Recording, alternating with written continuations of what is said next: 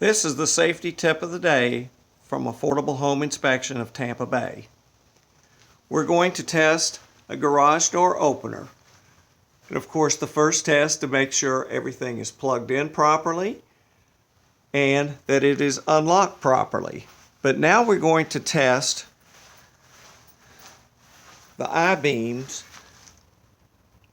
or the safety device to have this door come back up if it is tripped. So we're going to go over, send the door down. It's coming down. We'll trip the I-beam and the door goes back up. This is the safety tip of the day from Affordable Home Inspection.